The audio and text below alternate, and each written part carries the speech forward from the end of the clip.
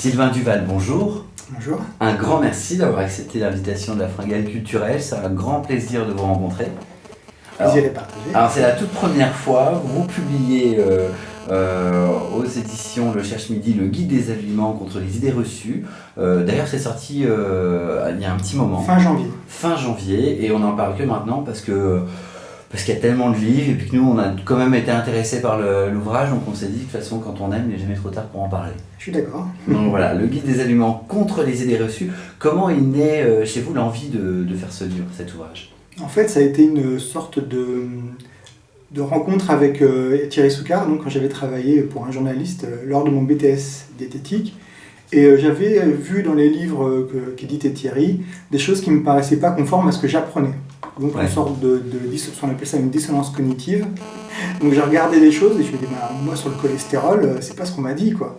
Et donc j'ai un peu plus enquêté et ça m'a donné envie de creuser, de fouiller.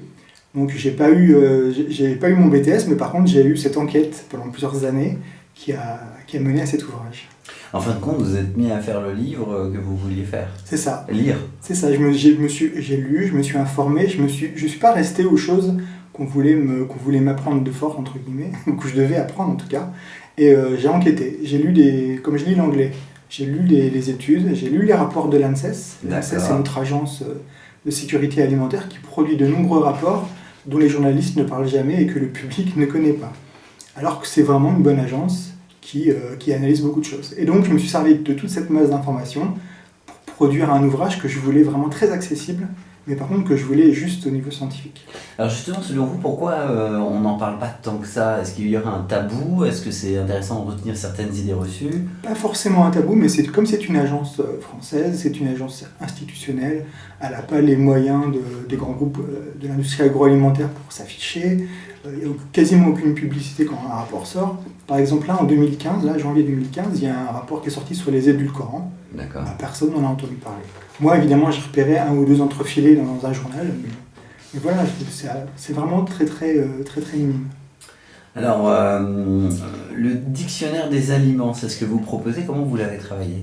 Alors pas un dictionnaire, un glossaire, parce que c'est pas du tout exhaustif, c'est pas encyclopédique. Je me suis vraiment fixé sur des idées reçues, donc les plus courantes que j'ai pu rencontrer. Et effectivement, le livre fonctionne bien grâce à ça, parce que les gens pensent que le pain est un sucre lent, que les graisses ça bouche les artères, que la vitamine C ça empêche de dormir. Et avec ces trois idées-là, en général, je suis quasiment sûr d'accrocher une personne quand je parle dans le quotidien, et une des trois elle me dit « Ah oui, ça j'y croyais ». Et en fait, je lui apprends que non, que par rapport à ce qu'on sait scientifiquement, non, c'est une idée reçue.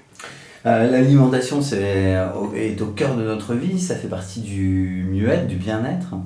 C'est pas du bien-être, c'est quelque chose de basique, vraiment, c'est la base de notre environnement. S'alimenter, c'est soutenir sa vie, et c'est aussi soutenir ses relations sociales, parce qu'en général, on ne s'alimente pas tout seul. En France, nous, on aime bien manger, aller traître avec des amis. Il y a des tentations. Voilà. Et puis, c'est vraiment un aspect social, c'est culturel, c'est un objet compliqué, l'alimentation, mais que je voulais rendre simple et que je voulais un petit peu dégraisser. Et comme vous dites, c'est la base, c'est nécessaire, parce que c'est notre essence pour que notre corps fonctionne.